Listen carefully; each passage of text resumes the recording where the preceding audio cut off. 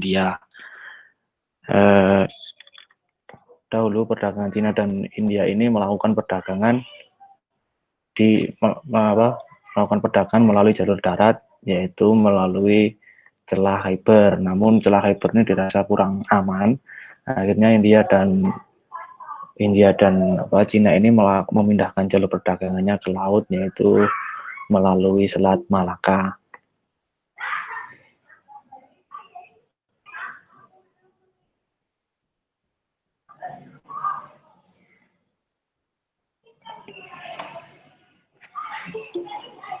Nah, pemindahan jalur perdagangan memberikan banyak manfaat bagi masyarakat dan suku bangsa di Nusantara karena mereka dapat berinteraksi secara langsung dengan jaringan perdagangan dunia.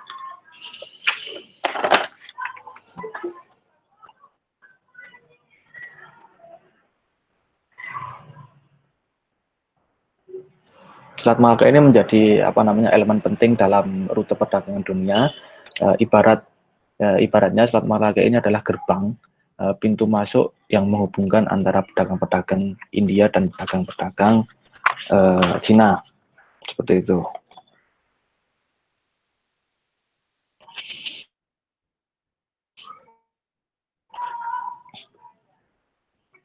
Nah, jalur perdagangan gerbang jalannya jalur sutra karena pada masa itu komoditas utama perdagangan adalah kain sutra, terutama kain sutra dari Cina.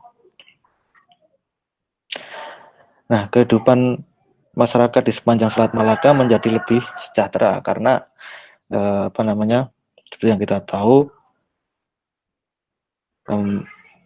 masyarakat Malaka ini dari segi sosial ekonomi sudah mulai terbuka dan mulai menjalin interaksi dengan para pedagang-pedagang asing.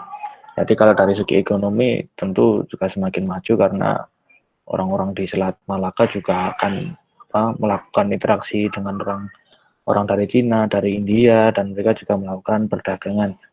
Nah, selain mempengaruhi dari keadaan sosial ekonomi, masyarakat pada saat itu juga mulai terbuka dalam pengaruh budaya. Pengaruh budaya ini maksudnya pengaruh budaya Cina dan India atau pengaruh budaya Hindu dan Buddha. Nah, kebudayaan-kebudayaan dari Cina dan India ini bisa ditemukan di sepanjang di sepanjang Selat Malaka atau di daerah sekitar Selat Malaka ini sudah mulai terlihat budaya-budaya India dan Cina. Nah, untuk komoditas perdagangan utama di Samudra atau di Selat Malaka atau di jalur perdagangan Nusantara ini ada banyak. Yang pertama, selain kain sutra tadi, yang pertama ada bahan wewangian. Bahan wewangian ini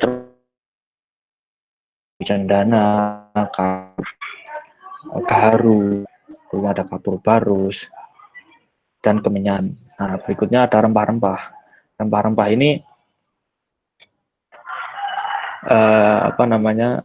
jenisnya banyak, seperti lada, kayu manis, cengkeh, dan lain sebagainya. Nah, selain bahan wangian dan rempah-rempah juga ada logam mulia dan bahan pecah belah.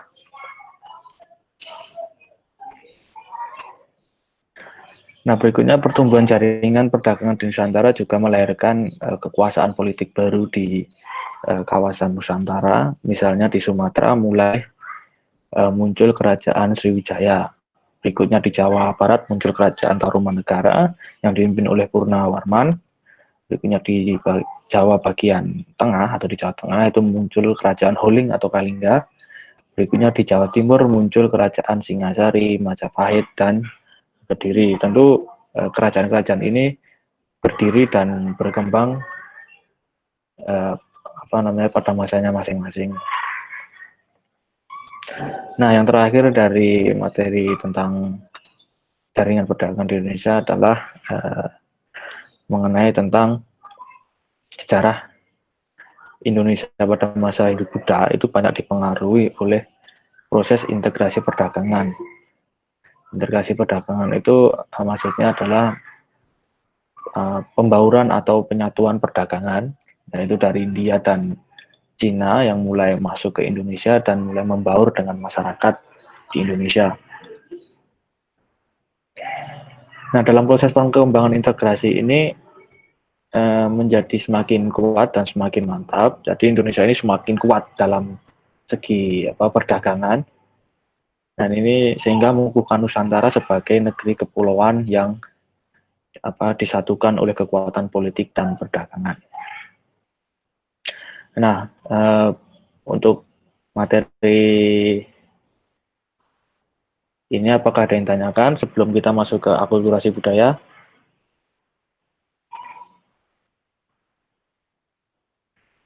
Gimana anak-anak?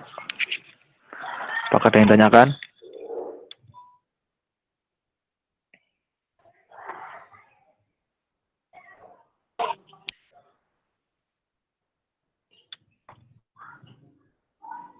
Bagaimana?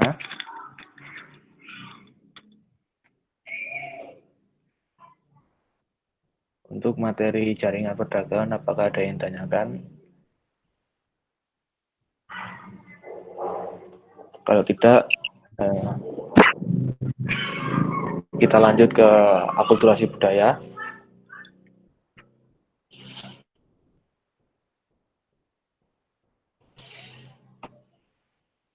Nah, hubungan dagang antara Nusantara dengan India dan Cina ini selain berpengaruh dalam segi ekonomi dan politik, juga berpengaruh dalam segi kebudayaan. Kebudayaan ini memulai membaur antara masyarakat Nusantara dengan masyarakat pendatang dan menghasilkan sebuah akulturasi budaya. Akulturasi budaya itu wujudnya banyak sekali. Yang pertama ada seni bangunan, berikutnya ada seni seni rupa dan seni ukir, berikutnya ada dalam sastra dan bahasa, berikutnya ada seni relief, politik, pemerintahan, dan pendidikan. Yang pertama yang akan kita bahas adalah seni bangunan. Nah, sebelum masa Hindu Buddha, masyarakat Indonesia sudah mengenal yang namanya seni bangunan. Seni bangunan ini masih dalam bentuk yang sederhana seperti dolmen, menhir, punden perunda, sarkofagus, dan kubur batu. Namun setelah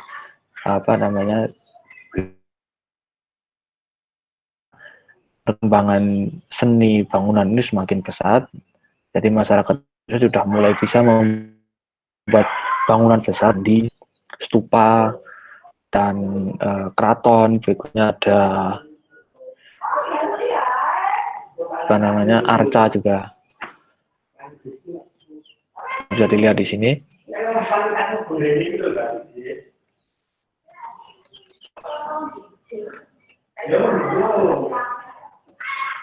Bisa dilihat di sini bentuk candi.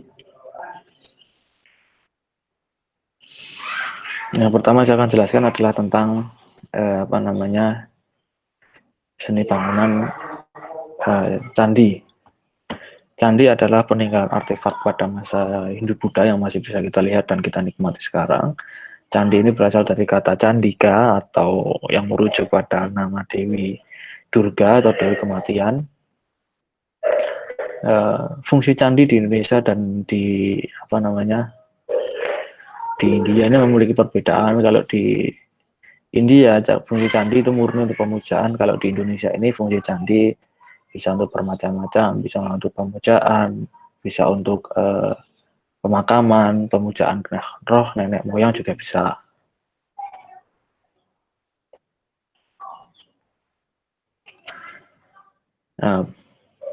Nah, dalam perkembangannya seni bangunan candi ini memiliki ciri tersendiri. Jadi candi yang ada di Jawa Timur dan di Jawa Tengah itu memiliki ciri tersendiri, yang memiliki ciri dan perbedaan sendiri dan keunikan sendiri. Untuk ciri dan langgam atau langgam candi Jawa Tengah atau Jawa Timur bisa kalian cari di internet. Nah, berikutnya Kita masuk ke seni rupa dan seni ukir. Nah, sebelum Hindu-Buddha masuk, masyarakat Indonesia atau masyarakat Nusantara pada masa lalu sudah mengenal seni rupa dan seni ukir. Seni rupa itu seperti lukisan gua di dinding. Berikutnya kalau seni ukir itu ada arca batu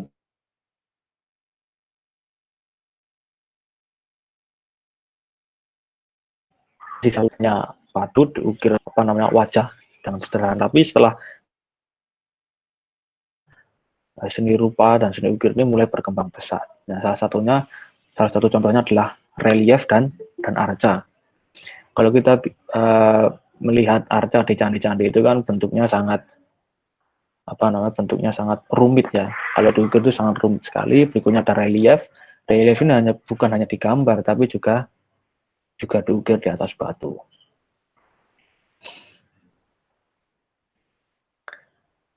Nah, berikutnya ada seni pertunjukan, bisa kalian baca seni pertunjukan di masa di masa Hindu-Buddha ada seni gamelan.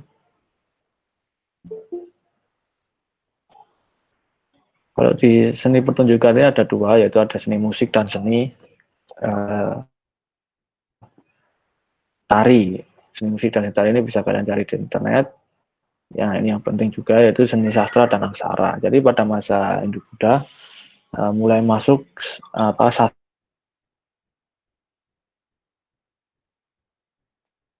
dan aksara. Sastra di sini mulai digunakannya atau mulai dikenalkannya karya-karya sastra dari India. Karya-karya sastra dari India itu ada banyak sekali seperti yang kita kenal, ada Mahabharata, Ramayana, bahkan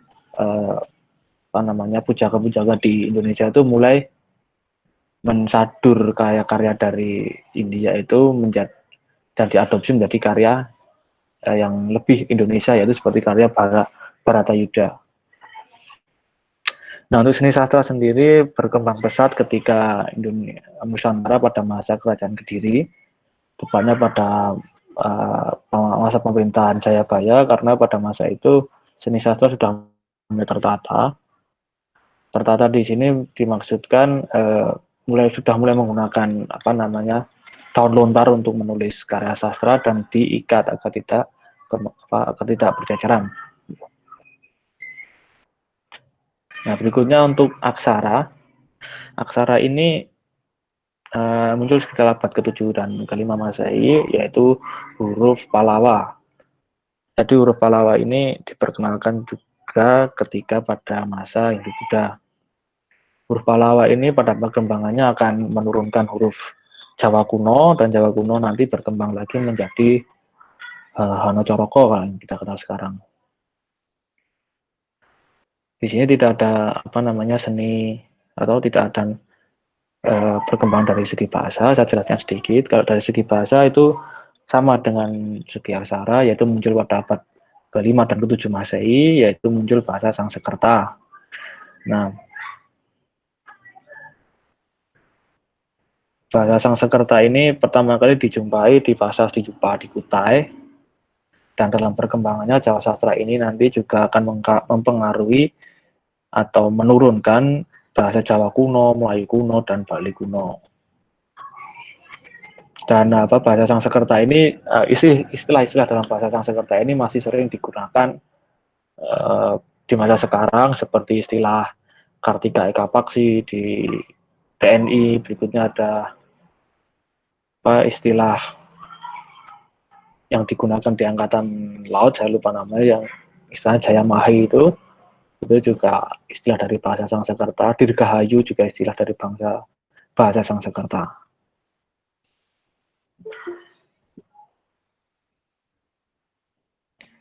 Nah, berikutnya ada sistem kepercayaan. Kalau pada masa Praksara, masyarakat Nusantara masih percaya dengan sistem kepercayaannya masih menganut animisme, dinamisme, dan toteisme. Namun setelah Hindu-Buddha ini masuk, masyarakat Nusantara sudah mulai menganut sistem agama dan mulai menyembah dewa-dewa. Nah, berikutnya ada sistem pemerintahan. Kalau sistem pemerintahan pada masa praaksara itu oleh sistem dan klaim, jadi sistem pemerintahan suku dan klaim, suku atau kepala suku ini di asas Pares atau yang paling utama. Jadi pemimpin bangsa ini dipilih berdasarkan kategori, biasanya sudah paling senior, paling arif, paling kuat. Nah, itu biasanya dipilih sebagai pemimpin. Nah, untuk masuknya Hindu-Buddha sendiri ke Indonesia mempengaruhi sistem masyarakat Nusantara, pemerintahan kerajaan, dan rakyat dipilih berdasarkan keturunan. Berikutnya ada seni arsitektur. Dilihat seni arsitektur. Seni arsitektur ini lebih mirip yang jelaskan awal, yaitu lebih mirip ke sistem candi atau kategori candi. Bisa dibaca dan dilihat di seni arsitektur. Tidak usah saya jelaskan lagi karena arsitektur ini penjelasannya mirip dengan candi di seni bangun. Nah, sampai sini apakah ada yang ditanyakan?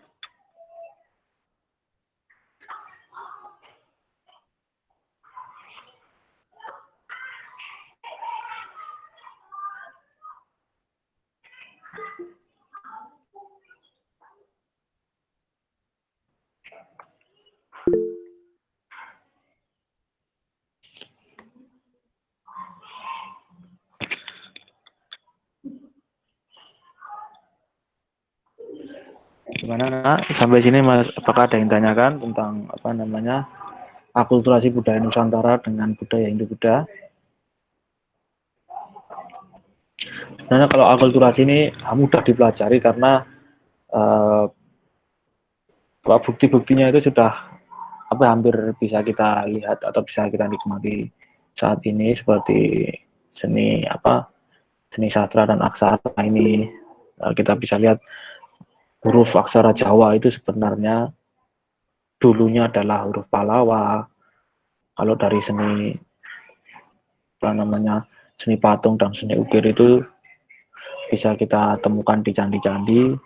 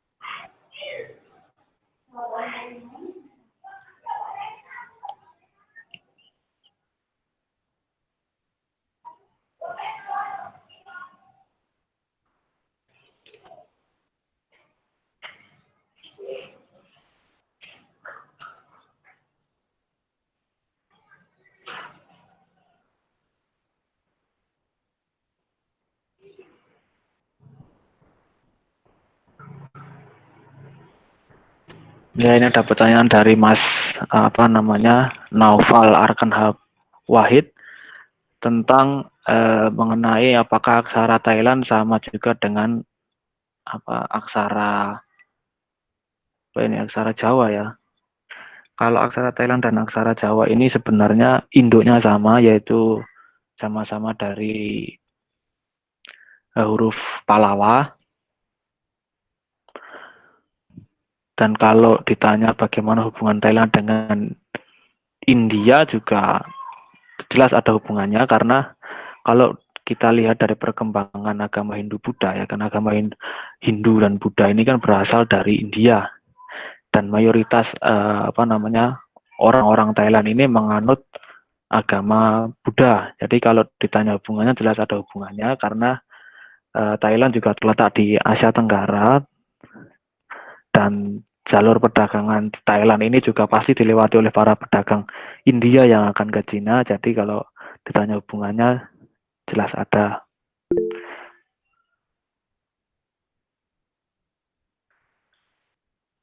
Hubungan aksaranya itu Mas Habib. Jadi kalau ditanya hubungan aksara ada hubungannya. Kalau Thailand dan Jawa memang sama-sama induknya dari huruf Pallawa dan huruf Pallawa ini berasal dari India. Berikutnya adalah Mas Torik Ayes. Tentang Hindu Buddha, manakah yang pertama kali masuk ke Indonesia?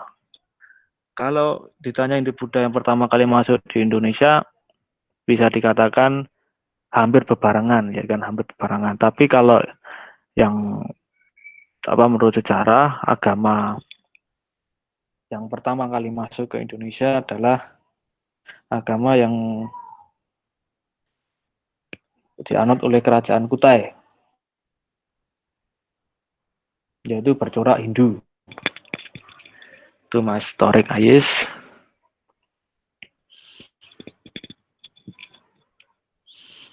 Ditanya antara Hindu dan Buddha, pertama kali yang masuk itu agama Hindu, tapi Hindu dan Buddha di Indonesia itu masuknya hampir berbarengan. Apakah ada yang ditanyakan lagi?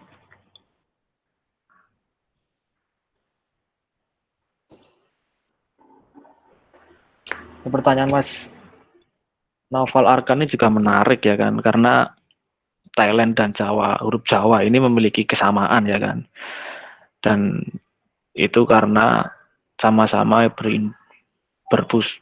induknya sama-sama dari huruf Pallawa. Jadi huruf yang dari Thailand itu juga turunan dari huruf Pallawa. Huruf Jawa yang saat ini juga turunan dari huruf Pallawa.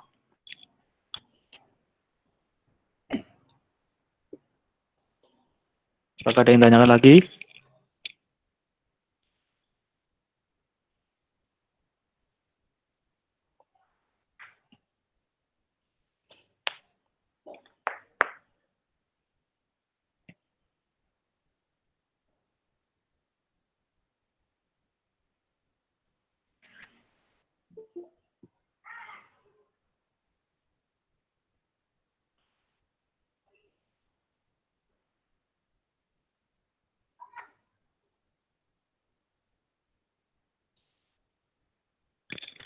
Kalau tidak ada sesi Google Meet pada pagi hari ini akan saya tutup.